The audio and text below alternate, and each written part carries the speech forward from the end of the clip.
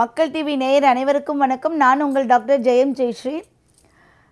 மக்கள் டிவி நேயர் அனைவருக்குமே சித்திரை திருநாள் வாழ்த்துக்கள். முதலில் சித்திரை அப்படின்னாவே ஒவ்வொரு வருடமும் வருட பிறப்பு, தமிழ் வருட பிறப்பு, ஒரு வருஷத்தை புதுப்பிக்கக்கூடிய ஒரு நாளாக கருதப்படுகிறது.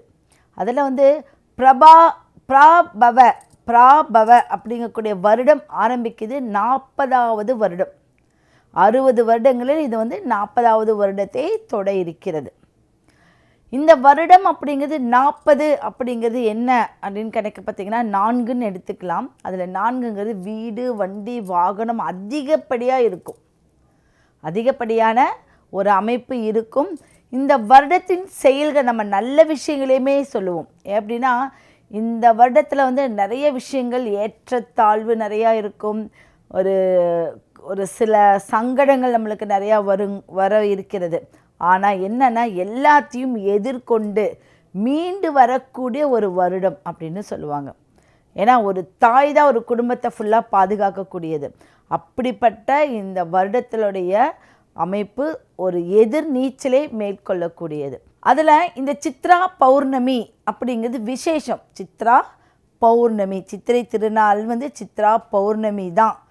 சித்திரை குப்தனுக்காக நம்ம ஒரு பிரார்த்தனை பண்ணி வாழ்க்கையை ஜெயமாக்கி கொடு, வாழ்க்கையை நல்ல முறையில் மாற்றி கொடு, வாழ்க்கையை வளமாக்கி கொடு, செல்வம் நிறைந்து இருக்கட்டும், ஆரோக்கியம் நிறைவாக இருக்கட்டும், ஆயுள் நிறைவாக இருக்கட்டும். இந்த மாதிரி நிறைய விஷயங்களுக்காக நம்ம போராடிட்டு இருக்கக்கூடிய ஒரு காலம். இந்த காலத்தில் அதையெல்லாம் செயல்படுத்தி காட்டிடும். அப்போது இந்த சித்திரை திருநாள் அன்னைக்கு நம்ம என்ன பண்ணணும் அப்படின்னு கேட்டிங்கன்னா, நல்ல மலர்களால் நம்மளுடைய கடவுளை நிறைய மலர்கள், முடிந்த வரைக்கும் 5 கலர் வண்ண மலர்களுக்கு மேலே நீங்கள் வச்சுக்கோங்க. அதில் வெண்தாமரை, சிகப்பு தாமரை, பச்சை தாமரை, இந்த 3 வித தாமரை கிடைச்சா நீங்கள் வாங்கிக்கோங்க. அது ரொம்ப விசேஷம். மகாலட்சுமி. அப்போ இந்த மகாலட்சுமியை நம்ம வேண்டி நம்ம சில விஷயங்கள் பண்ணுறது. அன்னைக்கு கோமாதா சிலை, யார் வீட்லேயுமே கோமாதா சிலை இல்லாமல் இருக்கவே இருக்காது. கோமாதா சிலை எடுத்துக்கோங்க.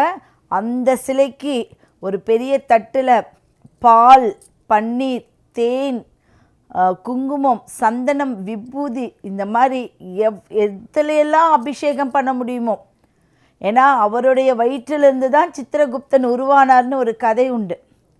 அப்படி கோமாதாவை வளப்படுத்துங்கள். பூஜை, கோமாதா பூஜை செய்தால் அந்த வீட்டில் வருஷம் பூரா சூப்பராக இருக்குமா. வம்சாவளி அவ்வளோ நல்லா இருக்கும். நீங்கள் பார்த்துருப்பீங்க.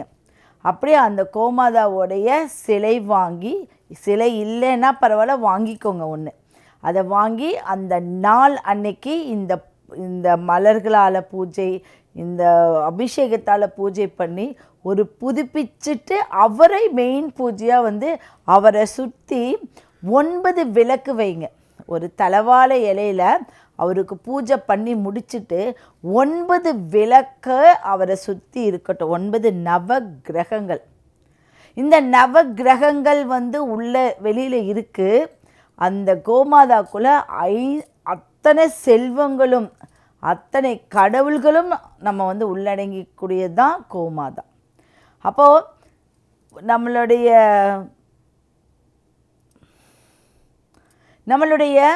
நம்ம பார்க்கடலை கிடையும் போது தான் இந்த கோமாதா நம்மளுக்கு கிடைச்சதுன்னு சொல்லுவாங்க. செல்வ செழிப்புடைய கோமாதா நம்மளுக்கு கிடைச்சிது.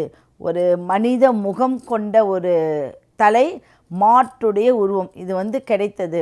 அடுத்தது பார்த்திங்கன்னா கற்பக விருட்சம். இதெல்லாம் நம்மளுக்கு செல்வங்களை அள்ளித்தரக்கூடிய விஷயங்கள் எல்லாம் கிடைச்சிது. அப்போது இந்த காமதேனு அப்படிங்கக்கூடிய ஒரு விஷயமே என்ன அப்படின்னா, எப்பவுமே செல்வம் வற்றாத, ஒரு குறைவில்லாத ஆரோக்கியம், செல்வம் நம்மளுக்கு வேணும். இதுக்காக அந்த பூஜையை நீங்கள் பண்ணுறது முதல் விஷயங்கள். அடுத்தது பார்த்திங்க அப்படின்னா அவள் சர்க்கரை, நீங்கள் கரும்பு சர்க்கரை, ஏதாவது ஒரு பச்சரிசியில் ஆன ஒரு அபிஷேகம் பண்ணுங்கள். அதுக்கு நெய்வேத்தியம் பண்ணுங்கள். அந்த நெய்வேத்தியம் ரொம்ப சிறந்த ஒரு நெய்வேத்தியம். முந்தைய நாள் நவதானியத்தை சித்திரை திருநாளுக்கு முந்தைய நாள் நவதானியத்தை ஊற வைத்து அந்த நவதானியத்தை மாட்டுக்கு கொடுங்க. அது வந்து உங்கள் கர்மா பாபங்கள் உடனடியாக நிவர்த்தி ஆகிடும். அந்த நாளில் வந்து நிறைய கனிகள், முக்கணிகள்னு சொல்லுவாங்க, மா பலா வாழை, இந்த முக்கணிகளோட நீங்கள் நிறைய கனிகள், அதில் நெல்லிக்கனியும் வச்சுக்கோங்க. அடுத்தது பார்த்திங்கன்னா தெய்வக்கனியாகிய எலுமிச்சம்பழமும் வச்சுக்கணும். இது எல்லாத்தையும் வச்சு வெற்றிலை பாக்கு, சிறு பணங்கள், உங்ககிட்ட இருந்தால் நகைகள், இதெல்லாம் செல்வத்தை வந்து அந்த நாள் நம்ம அதில் கண் விழிக்கணும். அது என்றைக்கும் கண்ணுக்கு குளிர்ச்சியாக இருக்கணும் அப்படிங்கிறது ஒரு ஐதீகம். அந்த மாதிரி உங்களுடைய பூஜை அறையில் அந்த ஒரு பழங்கள்லாம் வச்சு ஒரு தட்டில் காலையில் கண்ணாடி பார்த்து அதை பார்க்கணுன்னு சொல்லுவாங்க. அது ஒரு நல்ல ஒரு ஐதீகமான முன்னோர்கள் வழி வழியாக கொண்டு வந்த ஒரு விஷயம். அடுத்தது என்ன அப்படின்னு பார்த்தீங்கன்னா, சிவன் ஆலயத்திற்கு போகணும். கண்டிப்பாக சிவன் ஆலயத்துக்கு போனால் தான் சிவனால் உருவாக்கப்பட்ட ஒரு கடவுள் யாருன்னா சித்திரகுப்தன். அவர் வந்து நம்ம கணக்கை நல்ல விதத்தில் எழுதுறதுக்காக அவரை வந்து நம்ம தாஜா பிடிக்கணும். எல்லாம் சொல்லுவாங்கள்ல, ஒரு மேல் அதிகாரியை நம்ம போய் ஒரு நல்லதாக நம்ம பழக்கப்படுத்தி வச்சுக்கணும். அப்போது மேல் அதிகாரியை பழக்கப்படுத்துறதுக்கு முன்னாடி அதுக்கு இருக்கிற கீழ் அதிகாரியை நம்ம வந்து ஒரு நல்ல ஒரு பழக்க வழக்கத்தில் வச்சுக்கணுங்கிறது தான் வந்து சித்திரகுப்தன். அவர் தான் நம்மளை கணக்கை வந்து பர்ஃபெக்டாக எழுதுவார். அவர் சில நியாய தர்மத்திற்கு கட்டுப்பட்டும் பண்ணுவார். சில நியாயங்கள் வந்து இருந்துச்சுன்னா எழுதுகிற கணக்கு நியாயமாக இருக்கும், தர்மமாக இருக்கும்.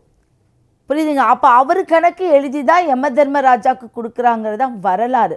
அப்போ அந்த நாள் எவ்வளவு விசேஷங்கள் இருக்குது. அப்போ கோமாதா பூஜை பண்ணுங்க. அது காமதேனு ஐஸ்வர்யங்களை அள்ளி கொடுக்கக்கூடியது. 9 விளக்கு நவகிரகங்களை வலிமைப்படுத்துவது. நீங்கள் செய்யக்கூடிய வந்து அபிஷேகங்கள் வந்து உங்களுடைய கர்மாவை குறைக்கக்கூடியது. முக்கணிகளை வச்சு நீங்கள் பண்ணும்போது அது உங்களுடைய செல்வ செழிப்பை காட்டும், ஆரோக்கியம் மேம்படும். இந்த 40வது வருஷத்தினுடைய பஞ்சாங்கம் படிங்க. அந்த நாள் வந்து ஒரு பஞ்சாங்கத்தை கண்டிப்பாக ஒவ்வொரு குடும்பமும் ஒரு பஞ்சாங்கம் வாங்குங்க. மீறி போனால் ஒரு சிறு பணம் தான் ஆகும், ஒரு 100 ரூபாய்க்குள்ள இருக்கும். பஞ்சாங்கம் ஒரு வீட்டில் நிச்சயம் இருக்கணும். அந்த பஞ்சாங்கத்தில் நீங்கள் வாரம், தினம், மாதம், இந்த ஒரு நவகிரகங்கள், திதி எல்லாத்தையும் படிங்க. என்னென்ன இருக்கோ படிங்க. அப்போ பஞ்சபூத சக்தி உங்கள் வீட்டுக்குள்ளே இருக்கும். பஞ்சாங்கம் இருக்கிற வீட்டில் எந்த பிரச்சனையும் இருக்காதுன்னு சொல்லுவாங்க. பஞ்சாங்கம் வாங்குங்க, அது ரொம்ப நல்ல விஷயம். அடுத்தது, உங்கள் குலதெய்வத்தை நினைத்து ஒரு பிள்ளையார் பிடிங்க. மெயினான விஷயம், உங்கள் குலதெய்வத்தை நினச்சி ஒரு பிள்ளையார் பிடிச்சு அதை நீங்கள் வைங்க, ஒரு வெற்றிலையில் வைங்க. அப்போது காமதேனுக்கு அபிஷேகம் பண்ணுறோம், பிள்ளையார் வந்து குலதெய்வத்துக்கு பிடிக்கிறோம், சிவன் கோயிலுக்கு போகிறோம், கோமாதாவுக்கு நவதானியத்தை கொடுக்குறோம். எத்தனை விசேஷங்கள் நீங்கள் பண்ணுறீங்க. அந்த நாள் கண்டிப்பாக இதை பண்ணுங்கள். அவளும் கரும்பு சர்க்கரையும் கலந்த ஏதாவது ஒரு தின்பண்டம் செய்து அதை வந்து சில ஒரு கோயில்கிட்ட போயோ இல்லை வீட்டுக்கு அருகாமல் இருக்கிற குழந்தைகளுக்கு, பெரியவங்களுக்கு எல்லாம் ஏதாவது ஒரு அது ஸ்வீட் செஞ்சு கொடுங்க. அது உங்களுக்கு நல்ல விஷயங்கள் நடக்கும் அந்த நாள். இது வந்து சித்ரா பௌர்ணமி, சித்திரை திருநாள், அந்தந்த நாளை நீங்கள் வந்து வலிமைப்படுத்திகிட்டே போனீங்க அப்படின்னா இன்னும் சிறப்பான விஷயங்கள் நடந்துக்கிட்டே இருக்கும்.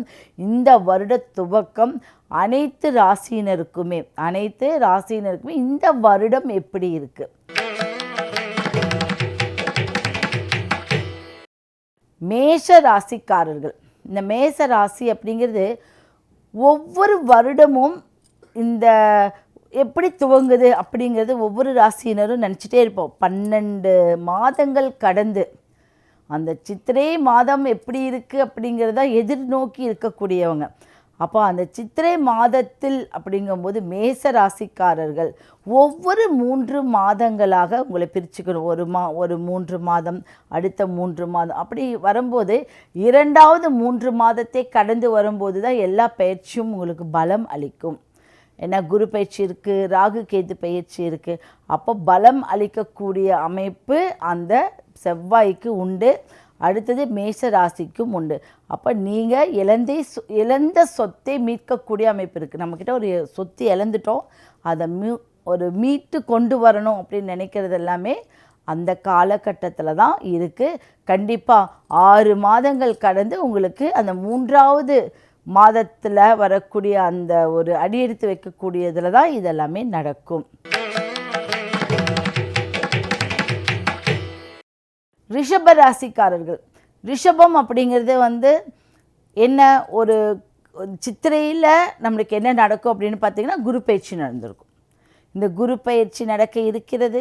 செவ்வாய் வந்து 3 மாத காலத்திற்கு அப்புறம் மாற போகிறாரு. அப்போ செவ்வாய் வந்து உங்களுக்கு 12ஆம் இடத்துல, அவரோட இடத்துல மேஷத்தில் வந்து ஸ்ட்ராங்காக உட்காருவார்.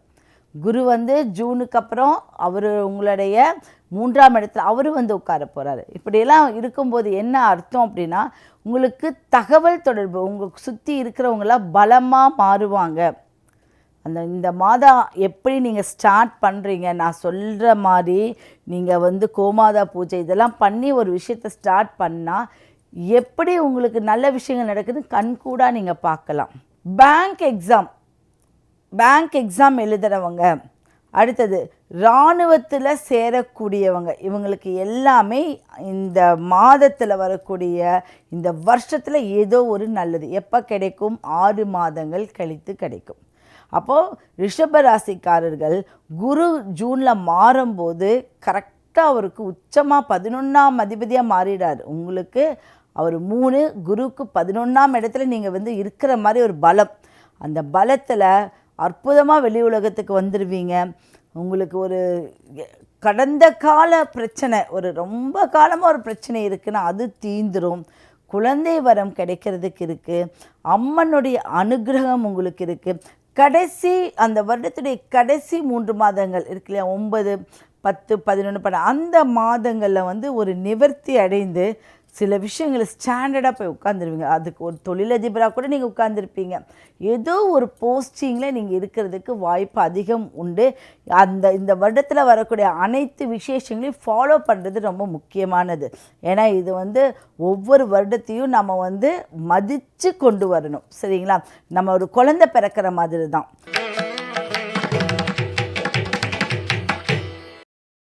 அடுத்தது மிதுன ராசிக்காரர்கள். இந்த மிதுன ராசிக்காரர்களுக்கு இந்த வருடம் அப்படின்னு பார்த்தீங்கன்னா, மேஷம் அப்படிங்கிறது அவருக்கு 11 இல்லையா, அப்போ அந்த 11 2ஆம் இடத்துல குரு நிற்கிறாரு. அப்போது உங்களுக்கு ஜூன் வரைக்கும் என்ன அப்படின்னா, உங்களுக்குள்ளே உட்கார்ந்த குரு ஒரு தாக்கத்தை ஏற்படுத்திகிட்டே இருப்பார். ஐயோ ஐயோ ஐயோ ஐயோங்கிற தாக்கம். அந்த தாக்கத்தில் இருந்து 3 மாதம் 2வது 3 மாதம் அப்படின்னு ஒரு கேட்டகரி இருக்குது. அதில் 2வது 3 மாதத்துக்குள்ளே அந்த தாக்கமெல்லாம் நிவர்த்தியாகி வெளி உலகத்துக்கு போய் இன்னும் பிரபலமாக மாறிடுவீங்க. நான் வந்து ஒரு கம்பெனிலேருந்து ஒரு கம்பெனிக்கு வந்தேன், இன்னொரு கம்பெனிலேருந்து இன்னொரு கம்பெனிக்கு போகிறேன் அப்படின்னு சொல்லிட்டு இன்னும் அதிகப்படியான ஊதியத்தோட நல்ல செழுமையோடு வாழக்கூடிய ஒரு காலம். செழுமை செல்வம் உங்களுக்கு கண்டிப்பாக உண்டு, அதில் மாற்றமே கிடையாது. அடுத்தது குழந்தைக்காக காத்துட்ருக்கிறவங்களுக்கு நல்ல விசேஷங்கள் நடக்கும். எது 2வது குழந்தையாக இருந்தாலும் சரி, முதல் குழந்தையாக இருந்தாலும் சரி, ஒரு நல்ல ஒரு வாரிசை பெற்றெடுக்கக்கூடிய ஒரு அமைப்பு உங்களுக்கு இருக்குது. ஆரோக்கியம் மேம்படும். ஒரு மாதிரி ஒரு ஆரோக்கியத்தில் வந்து அப் அண்ட் டவுன்ஸ் இருந்திருக்கும். ஆரோக்கியம் உங்களுக்கு ரொம்ப நல்லா மேம்படும். நீங்கள் அடிக்கடி உங்களுக்கு நீங்கள் வந்து எல்லாருமே சொல்லிட்ட ஒரு காமதேனுவை நீங்கள் வீட்டில் வச்சு வழிபடுறது ரொம்ப நல்ல விஷயங்கள் அப்படிங்கிறது. நீங்கள் அடிக்கடி உங்கள் குலதெய்வ கோயிலுக்கு ஆண்மகனாக இருந்தாலும் சரி, பெண்மகளாக இருந்தாலும் அந்த குலதெய்வ கோயிலுக்கு போயிட்டு வர்றது ரொம்ப நல்லது.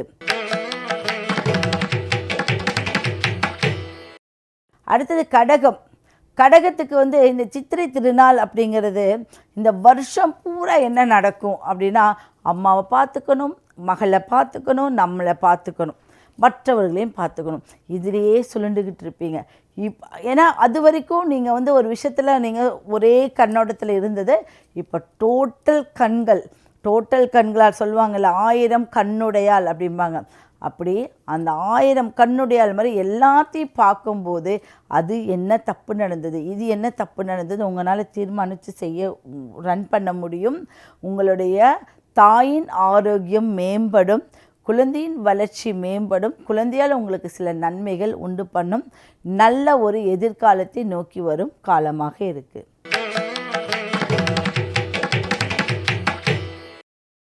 அடுத்தது பார்த்திங்கன்னா சிம்ம ராசி. சிம்ம ராசியில் கேது பயிற்சி எப்போ மாறுறாரு அப்படின்னா ஒரு 3 மாத காலம், இன்னொரு 3 மாத காலம், அதுக்கு அடுத்தது வரக்கூடிய 3வது 3 மாத காலத்தில் தான் வந்து கேது. அப்போ இந்த கேது பிடியில் நீங்கள் விடுபடும் போது எல்லாமே உங்களுக்கு நிவர்த்தி ஆகிடும்.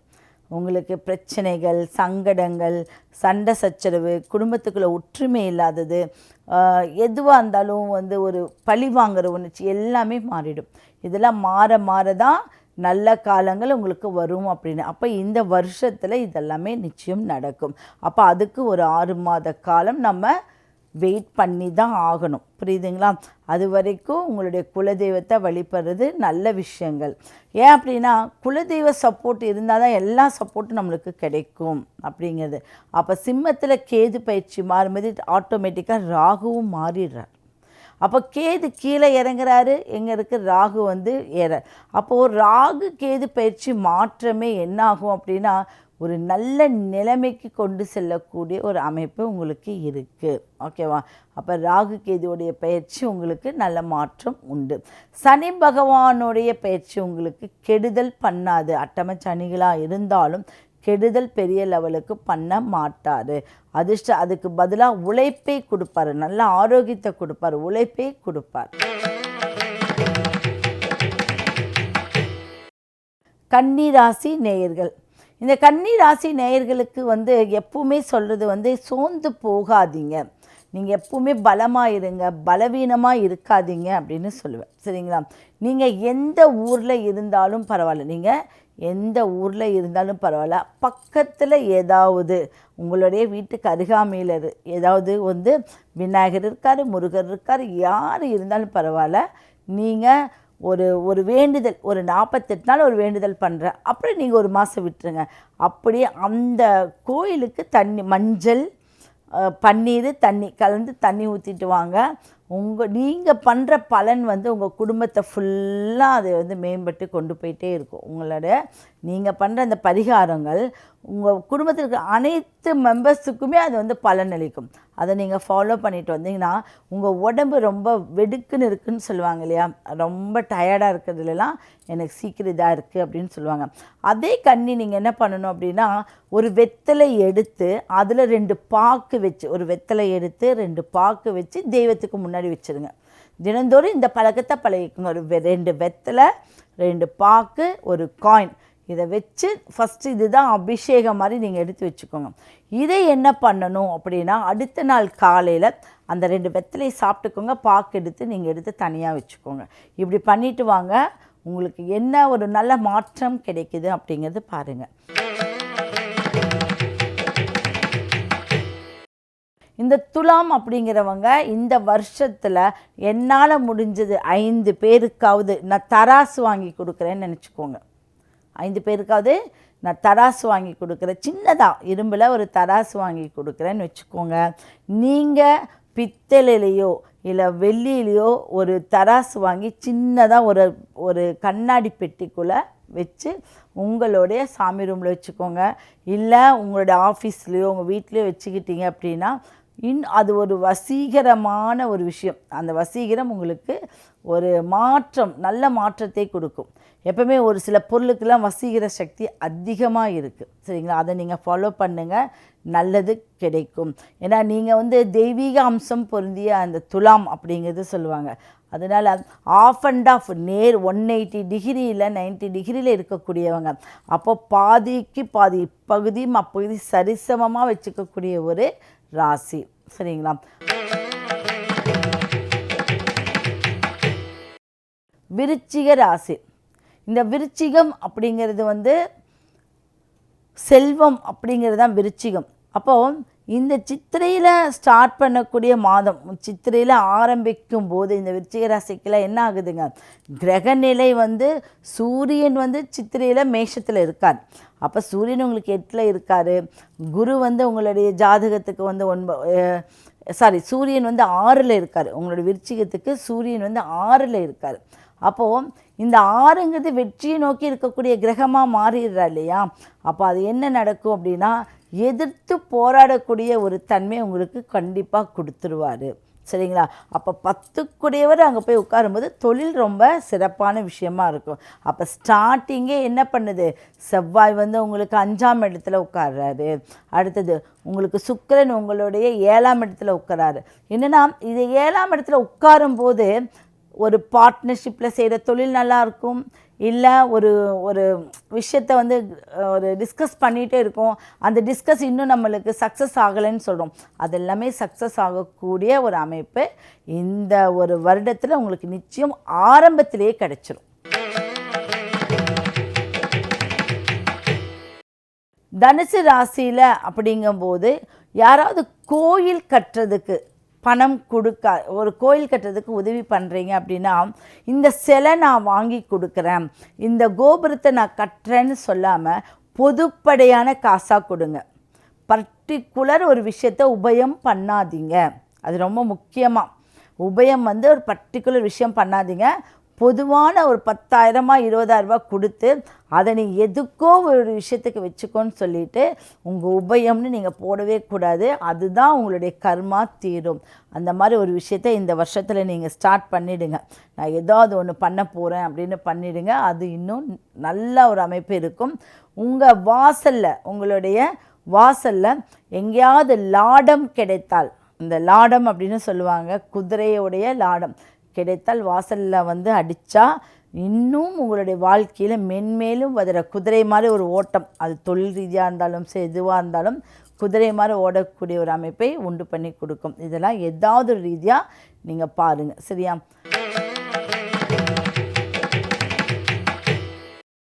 மகரம் அப்படிங்கிறது 10ஆம் இடம். அப்போது இந்த சித்திரைக்கும் மகரத்துக்கும் என்ன சம்பந்தம் அப்படின்னு கேட்டிங்க அப்படின்னா, சித்திரைங்கிறது முதல் மாதம், மகரங்கிறது 10ங்கிற கர்மா. அப்போது இந்த கணக்கும் இந்த கர்மாவும் நிர்ணயிக்கப்படக்கூடிய ஆக்டிவிட்டி அதுதான். யாராவது வந்து வீடு கட்டியிருக்காங்க அப்படின்னா உடனே திருஷ்டியால் பாதிச்சிருவாங்க. ஏன் அப்படின்னா 4ஆம் அதிபதிக்கு 10ஆம் அதிபதி, 10ஆம் அதிபதிக்கு அது 4ஆம் அதிபதி, இது சுழற்சியில் இருக்குது. அப்படி ஒரு சுழற்சியில் இருக்கிறதுனால இந்த மகரம் அப்படிங்கக்கூடிய ஒரு அமைப்பு வீடு கட்டினா இன்னும் அதிகமாக பாதிக்கும். அப்போ இந்த காலகட்டத்தில் வீடு யாராவது கட்டியிருக்கீங்க இல்லை வாங்கியிருக்கீங்க, ஆல்ட்ரேஷன் பண்ணியிருக்கீங்க அப்படின்னா அடிக்கடி திருஷ்டி சுற்றி போடுங்க.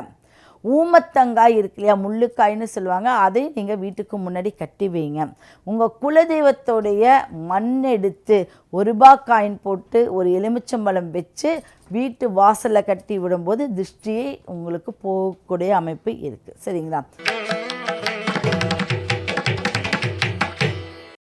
கும்பம், கும்பராசி நேயர்கள், இந்த கும்ப ராசிக்காரர்களுக்கு வந்து இந்த காலகட்டம் சித்திரை திருநாள் அந்த வருடம் பூரா எப்படி இருக்கும் அப்படின்னா, இந்த வருஷத்தில் உங்களுக்கு ஒரே விஷயம் சொல்கிறேன், ஒவ்வொரு மாதத்தில் வரக்கூடிய பௌர்ணமி, ஒவ்வொரு மாதத்தில் வரக்கூடிய பௌர்ணமி, இப்போ நம்ம சித்ரா பௌர்ணமி ரொம்ப பிரபலமாக்குவோம், ஒவ்வொரு மாதத்தில் வரக்கூடிய பௌர்ணமியை மிஸ் பண்ணாமல் நீங்கள் கோயிலுக்கு போயிட்டு வாங்க.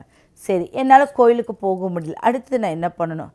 சிம்பிளாக ஒவ்வொரு பௌர்ணமி அன்னைக்கும் ஒரு வீட்டில் ஒரு பிள்ளையார் பிடித்து, குலதெய்வத்தை நினச்சி ஒரு பிள்ளையார் பிடித்து 5 விளக்கு ஏற்றி, 5 விளக்கு ஏற்றி விரலி மஞ்சள் 5 அது பக்கத்தில் வச்சு சாமி கும்பிடுங்க. எப்போது இந்த வருடத்தில் வரக்கூடிய சித்திரை மாதத்திலிருந்து ஒவ்வொரு பௌர்ணமிக்கு இதை செய்யுங்க. நிலவு போல் உங்கள் வாழ்க்கை பிரகாசமாக இருக்கும், எந்த இருளும் உங்களை அண்டவே அண்டாது.